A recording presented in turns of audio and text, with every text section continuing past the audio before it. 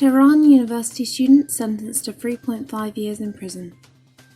The 3.5-year sentence for Tehran University activist Leila Hosseinzadeh was upheld by the Revision Court of Tehran province. She is also banned from leaving the country for 2 years. Hosseinzadeh, secretary of the Central Council of Students at Tehran University, was arrested during the nationwide uprisings of January 2018 and released on bail after some time. On Monday, June 24th, Branch 36 of the Tehran court informed her of her sentence.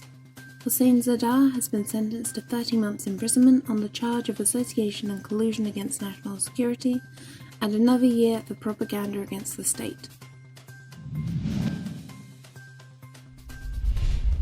Plundered depositors rally in Tehran against state-run firms. Clients of 2 state-run firms rallied on Tuesday in Tehran, demanding their stolen savings returned.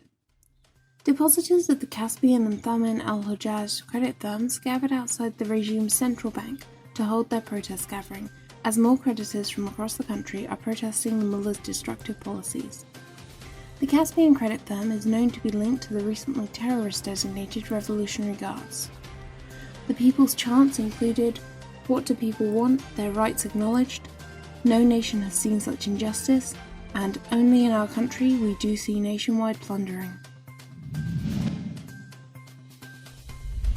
Australia open to joining international effort against Iran regime. The Australian government has left open the door to joining a coordinated international effort to ratchet up pressure on the Iranian regime, saying Australia is in consultation with our allies and partners as tensions mount between Washington and Tehran. Prime Minister Scott Morrison is expected to discuss how to deal with Tehran when he meets with world leaders, including US President Donald Trump in Japan for the Group of 20 summit this weekend.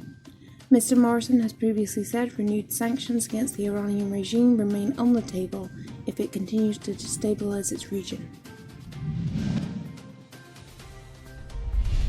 New paper exposes Iran regime's abuse of MEK.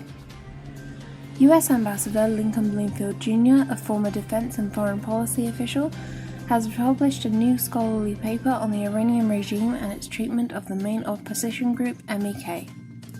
The paper tells the shocking true story of the mullah's decision to attack the MEK's peaceful political rallies in June 1981.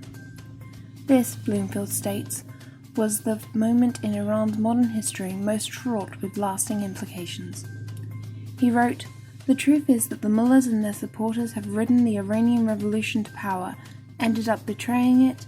They shot their way to power, and since that fateful day in June of 1981, they have relied on lethal force and coercion, not popular will, to maintain it." The paper is available for the University of Baltimore College of Public Affairs. Ted Cruz files amendment to pay for downtrodden from Iranian regime's frozen assets. Senator Ted Cruz has officially filed to have the federal government recoup the losses for a drone shot down by the Iranian regime by extracting the drone's value in cash from Iran's frozen assets. The Texas Republican senator tweeted, "Yesterday I filed an amendment to the National Defense Authorization Act that begins a process forcing Iran to pay for the US drone they shot down using frozen Iranian funds." The US froze approximately $100 billion in Iranian assets held in international accounts following the Iranian Revolution of 1979. Senator Cotton mocks Iranian Foreign Minister. US Senator Tom Cotton mocked the Iranian regime's Foreign Minister Mohammad Javad Zarif for lashing out against the hard-hitting sanctions against the regime, saying Zarif will no longer be able to spend his people's money in 5-star restaurants.